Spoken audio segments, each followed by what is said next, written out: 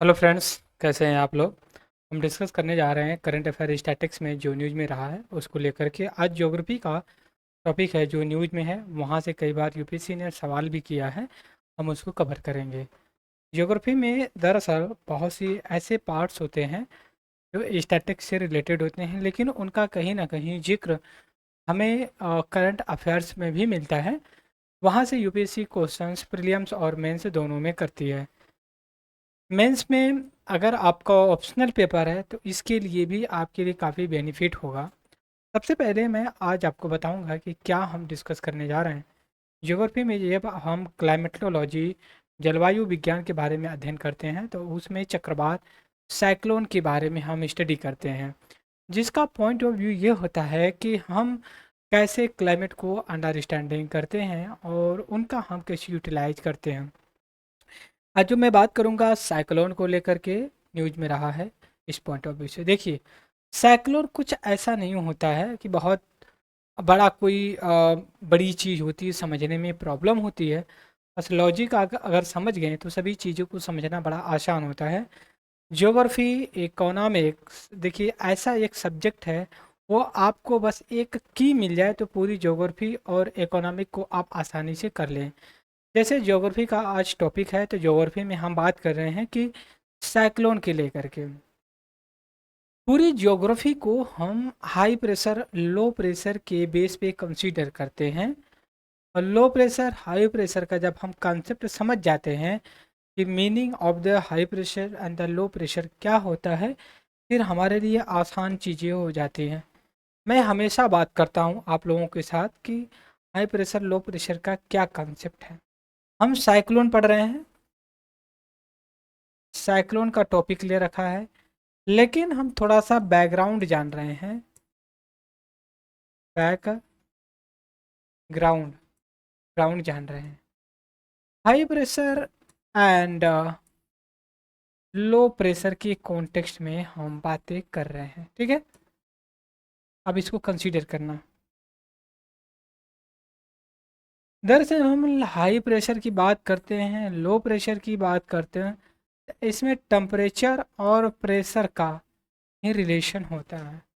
High pressure का मतलब ये होता है टेम्परेचर, और यहाँ पे लो प्रेशर हमेशा जो कह सकते हो विंड्स जो होती है ये हाई प्रेशर से लो प्रेशर की तरफ मूव करती है, ठीक है। इस चीज़ को कंसीडर करिए, करती है। अब यहाँ पे देखिए, टेम्परेचर अगर बढ़ेगा प्रेशर डिक्रीज होगा, टेम्परेचर डिक्रीज होगा तो प्रेशर जो है कि बढ़ेगा। कहने का मतलब टेम्परेचर प्रेशर का इनवर्स रिलेशन कंसीडर किया जाता है। इनवर्स का मतलब टेम्परेचर बढ़ा तो प्रेशर ऑटोमेटिक घसेगा, प्रेशर बढ़ा तो टेम्परेचर ऑटोमेटिक कम होने की बात करता है। तो अब यहाँ पे देखिए, टेम्परेचर यहाँ पे कम है और प्रेशर ज़्यादा है, इसलिए यहाँ पे हाई प्रेशर, यहाँ पे लो। यहाँ पे क्या होगा, टेम्परेचर ज़्यादा होगा, प्रेशर कम होगा, तभी तो ये मूव कर रही है यहाँ पे, ठीक है। विंड्स ऐसे होती। ऐसे ही जब हम साइक्लोन की बात करते हैं तो साइक्लोन देखिए ऐसे ही ट्यूब के आकार में निकलता है। और दूसरी यह भी चीज़ होती है, इसके सेंटर पे, ठीक है, लो प्रेशर होता है और बाहर से हवा अंदर की तरफ एंटर कर रही हैं, यहाँ पे कंसीडर करेंगे, ठीक है। तो आप ये कह सकते हैं सेंटर में लो प्रेशर तो बाहर, जाहिर सी बात है हाई प्रेशर होगा। ये तो कंसेप्ट समझ में आ गया ना हमें, चीज़ें होती है हाई प्रेशर। जब ये आएगी यहाँ पे कंसंट्रेट होगी तो इसको निकलने के लिए कुछ ऐसा फोर्स बाहर चाहिए होगा, ठीक है। तो अब ये क्या करेगी, बाहर की तरफ निकलेगी, मतलब आप यहाँ सेंटर पे खड़े और इसको फिर अब बाहर से चारों तरफ से हाई प्रेशर दबा रही है, तो बीच से एक क्यूब की तरह ऊपर जाएगी। और इतना ये ताकतवर होती है यहाँ से कि पेड़, प्लांट्स, खंभे जो भी लगे होते हैं उनको उखाड़ के लेकर के चली जाती है। बात समझ गए? तो ये जो दरअसल दो चीज़ें होती हैं, इसको कैसे कंसीडर किया जाए और कैसे जो है कि इसको आगे किया, हमारे वो नोट्स देना। तो ये चीज़ लेकर के हम चलते हैं हाई प्रेशर लो प्रेशर के बारे में। ठीक है, हाँ वही, बस वही वही ऊपर वाले। ठीक है, तो मैं आपको एक कॉन्सेप्ट और समझाऊंगा यहीं पे अपने नोट्स से, कि पूरे जीवन आपके लिए यह एक रामबाण की तरह काम करेगा। बात समझ गए? अब ये देख सकते हो कि ये चीज़ होती है। अब यहीं पे हम इस चीज़ को समझे, यहाँ साइड में लगा रखे हैं। अब यहाँ हमें ग्लोब बनाना है इस हिसाब से। ये 0 डिग्री आपका लैटिट्यूड है, जिसको इक्वेटर बोलते हैं, इक्वेटर के नाम से जानते हैं। ओके। दूसरी चीज़ यह होती है कि जब हम साइक्लोन पढ़ रहे हैं, तो साइक्लोन का जो डायरेक्शन होता है दोस्तों, वो समान नहीं होता है दोनों हेमिस्फेयर में। ये आपका नॉर्दर्न हेमिस्फेयर है, ये आपका साउदर्न हेमिस्फेयर है। नॉर्दर्न हेमिस्फेयर में ये एंटी बोल सकते हो। बात समझिए, जो ट्रॉपिकल साइक्लोन होते हैं या साइक्लोन होते हैं, ये नॉर्दर्न एंटी क्लॉकवाइज चलते हैं, एंटी क्लॉक क्लॉकवाइज, और यहाँ पे ये क्लॉक वाइज चलते हैं। ये आप कॉन्सेप्ट समझ गए तो पूरी ज्योग्राफी समझ जाएंगे। बात समझ गए? कहने का मतलब यहाँ पे ये जब चलेंगे तो ये इस डायरेक्शन में चलेंगे। ठीक है, डायरेक्शन में चलेंगे, इस डायरेक्शन। लेकिन जब ये साउदर्न हेमिस्फेयर में चलेंगे तो ये इस क्लॉकवाइज डायरेक्शन में चलेंगे, इस वाले डायरेक्शन में। ओके, इस चीज़ को कंसीडर कर लिए। अब आगे चलते हैं, बात करेंगे साइक्लोन के लिए। इतना तो चीज़ें समझ में आई कि ये हेमिस्फेयर में, नॉर्दर्न हेमिस्फेयर में कैसे चलते हैं, साउदर्न हेमिस्फेयर में कैसे चलते हैं। तो इस चीज़ को कंसीडर कर लिए। दूसरी चीज़ यह भी है, जब साइक्लोन के पास नॉर्मल स्थिति होती तो उसको हम कहते हैं एंटी साइक्लोन। क्या बोलते हैं हम उसको? एंटी साइक्लोन के नाम से जानते हैं। यह एक तरह की नॉर्मल स्थिति होती है, और जो ये आप नॉर्दर्न हेमिस्फीयर में क्लॉकवाइज चलता है और साउदर्न हेमिस्फीयर में ये एंटी क्लॉकवाइज चलता है। बात समझ गए? इस चीज़ को हमें कंसीडर करना चाहिए। यहाँ तक अगर डाउट होगा तो आप लोग पूछ सकते हैं हमसे। कॉन्टेक्स्ट क्या है? रिमेल नाम का एक साइक्लोन जो कि बे ऑफ बंगाल में ओरिजिन होता है, उसी को हम कंटिन्यू कर रहे हैं। अब यहाँ पे देखेंगे इंडिया का मैप, और जो रीमेल है, यहाँ पे मैं साइक्लोन के बारे में बात कर रहे हैं। तो ये आपका यहाँ पे ओरिजिन हुआ है गल्फ बे ऑफ बंगाल में, और ये इंडिया, बांग्लादेश और इंडिया का नॉर्थ ईस्टर्न इंडिया जो है बहुत डिजास्टर मचा रखा है, और स्पेशली वेस्ट बंगाल में। एक चीज़ और बताऊंगा मैं यहाँ पे आपको, कि जो ये साइक्लोन की बात हो रही है, तो साइक्लोन दरअसल हम कुछ ऐसे करेंगे, यहाँ पे लेकर के साइक्लोन को, साइक्लोन को लेकर के टाइप्स, टाइप साइक्लोन। देखिए, on the basis of the location, location में लैटिट्यूडनली, लैटिट्यूड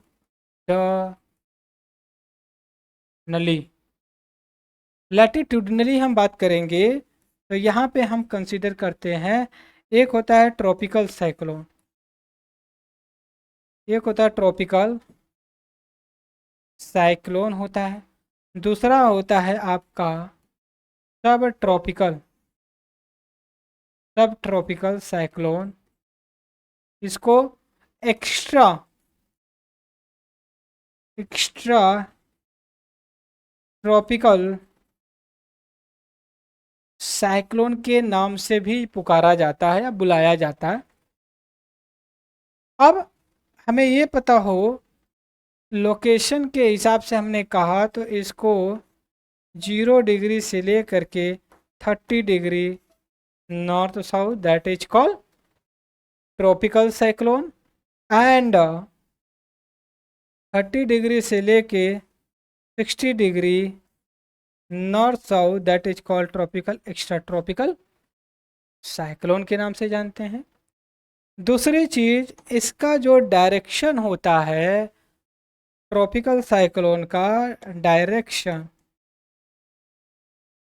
डायरेक्शन ईस्ट से वेस्ट की तरफ होता है, इसका वेस्ट से ईस्ट की तरफ होता है।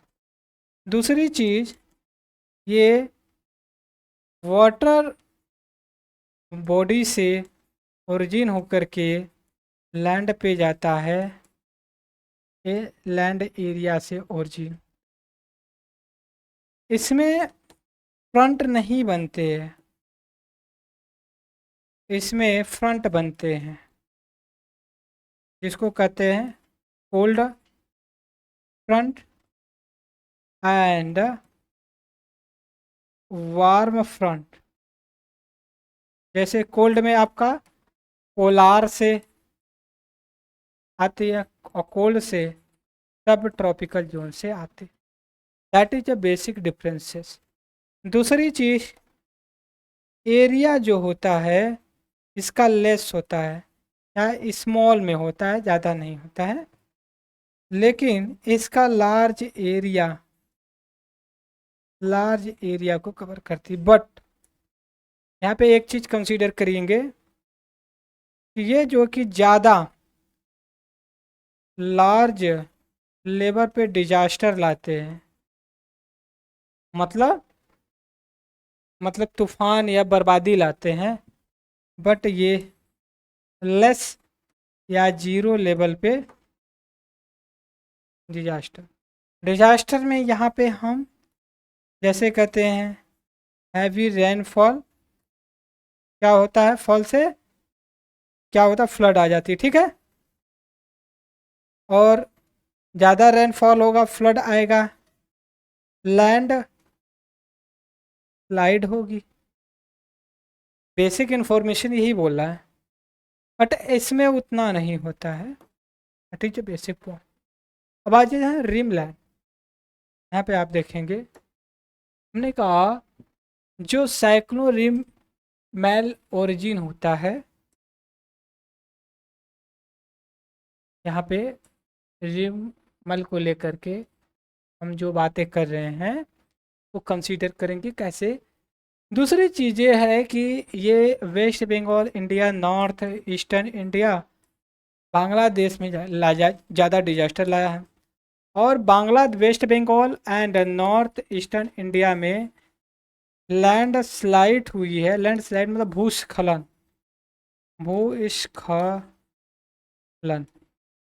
स्खलन हुआ, भूमि खसक गई है दूसरी बांग्लादेश में। लेकिन यह बात हमें पता, रिमैल के जो हम ये जो नेम दिया गया है, ये किसके द्वारा दिया गया है, किसके कहने पे दिया गया है। तो देखिए जितनी भी कंट्री इंडियन ओशियन से लगती हैं, name of the country,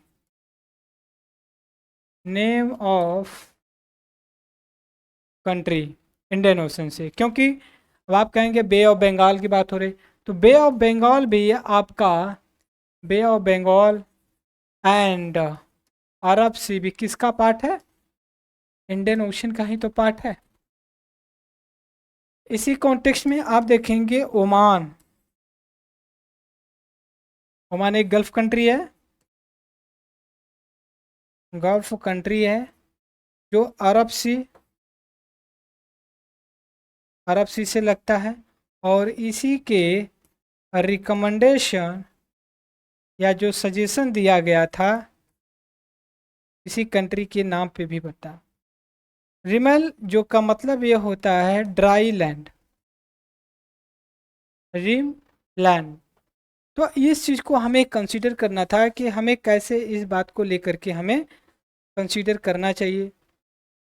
tropical cyclone था और ओमान पे दिया रिम लैंड, मतलब ड्राई लैंड, मतलब ये आप लोग सैंड के नाम से भी जानते हैं। सैंड, सैंड का मतलब क्या होता है, बालू होता है ना,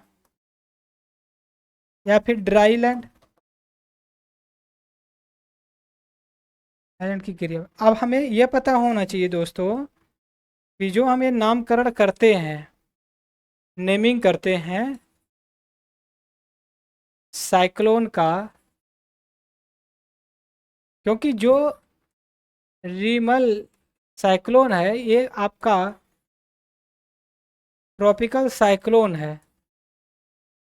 तो किया जाता है जो भी कंट्री बॉर्डर लगते हैं, जैसे इंडिया है, पाकिस्तान है, बांग्लादेश है, जो भी कंट्री आप मान सकते हो, उसमें एक ओमान भी है। ये नाम कुछ जो कि सजेस्ट करते हैं, जैसे इंडिया कह दिया कि पृथ्वी होने चाहिए, अग्नि होना चाहिए, वरुण जो भी है। पाकिस्तान गजनी, मोहम्मद, बाबर, तुगलक, ये होना चाहिए। उन्हीं के नाम के आधार पे अल्फ़ाबेट के आधार पे हम जो है कि नाम देते हैं। जैसे ए से लेकर के जेड तक, एक दे दिया अग्नि दे दिया, ठीक है, इंडिया ने दे दिया। बी फिर बाबर ने दे दिया था, इंडिया ने फिर दे रखा है छत्रपति शिवाजी। तो वो नाम आते रहेगा एक भाई, हर साल एक कंट्री का नाम रखा जाता है। तो इस साल ओमान का था, आर से था, ए री मेल नाम दे दिया गया। दूसरी चीज़ यह भी हमें पता हो कि जब डिजास्टर आता है या जो आया हुआ है, तो इसका प्रिपेयर्डनेस कैसे किया जाता है।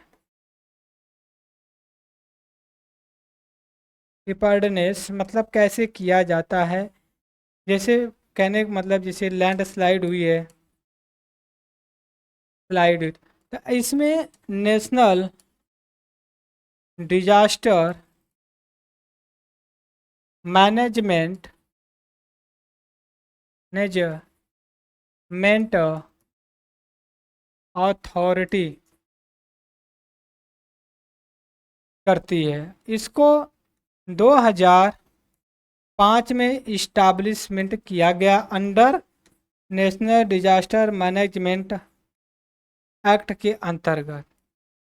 एक चीज़ और यहीं पे बताएंगे इसी से जुड़ा हुआ, ये जो एक्ट आया गया, ऐसा नहीं कि तुरंत सोच सो करके उठ गए प्रधानमंत्री मनमोहन सिंह बना दिए, क्योंकि 2004 के बाद जो मनमोहन सिंह की गवर्नमेंट थी, ये जो 1999 में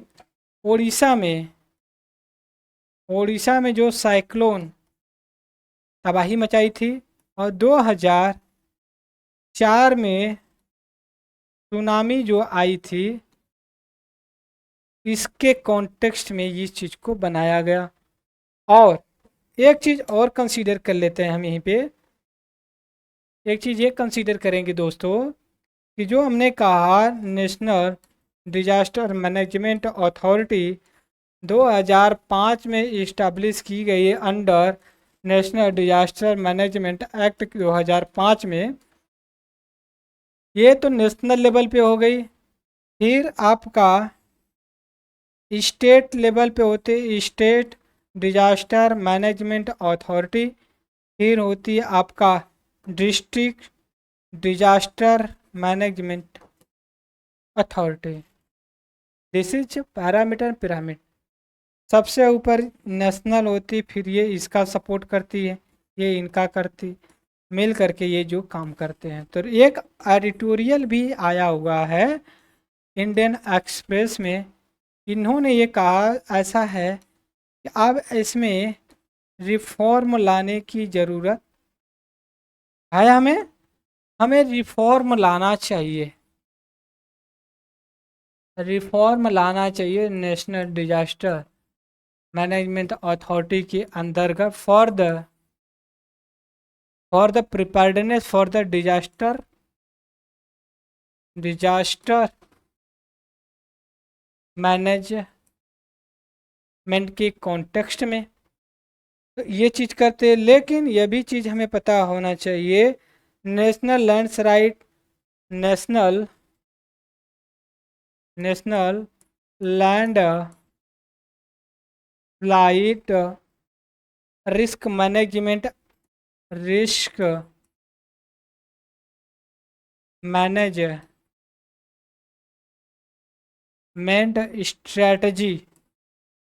स्ट्रैटेजी 2019 को लाया गया, और इसमें for the preparedness of the address disaster risk उसके कॉन्टेक्स्ट में ये बात करते हैं। Is that clear? दूसरी चीज़, ये एक चीज़ और मैं आपको बता दूं, यहाँ पे एक्स्ट्रा नॉलेज दे रहे हैं आपको, एक्स्ट्रा पॉइंट ऑफ व्यू दे रहे हैं हम इंडिया को। कहते हैं जो डिजास्टर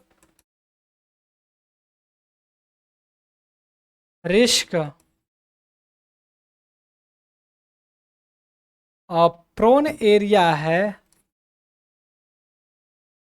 इसके बारे में बात कर रहे हैं, कुछ पॉइंट्स हम आपको बताएंगे। इसमें कह रहे हैं 0.42 मिलियन स्क्वायर किलोमीटर एरिया आज ये डिजास्टर से ये खतरे में है। दूसरी चीज़ यह कि यह जो एरिया है ये पूरी एरिया का 13% एरिया कवर करता है। बात समझ गए? दूसरी बात यह भी है कि इसमें आपका 15 state and 4 union territory involved है। ये जियोलॉजिकल सर्वे ऑफ इंडिया का रिपोर्ट है, और इस सब को मिटिगेट करने के लिए नेशनल डिजास्टर मैनेजमेंट अथॉरिटी जो है जियोलॉजिकल सर्वे ऑफ इंडिया के अंदर कोऑपरेट करके एड्रेस करते हैं इस चीज़ को लेकर के, राइट। तो ये हमने बात किया जो हमें लगा कि हमें आपके साथ काम करना चाहिए, और हमने किया आपके साथ। जो रिक्वायरमेंट थी यूपीएससी की उसको फुलफिल करने के लिए, क्योंकि यूपीएससी का जो जीएस पेपर थर्ड है मेंस का एंड जियोग्राफी ऑप्शनल जो है उसमें आपका एक सब पेपर होता है डिजास्टर मैनेजमेंट का। That's why I am here for the discuss this topic. Is that clear? And thank you for the discussion. हम नेक्स्ट टॉपिक पे फिर मिलेंगे। Thank you.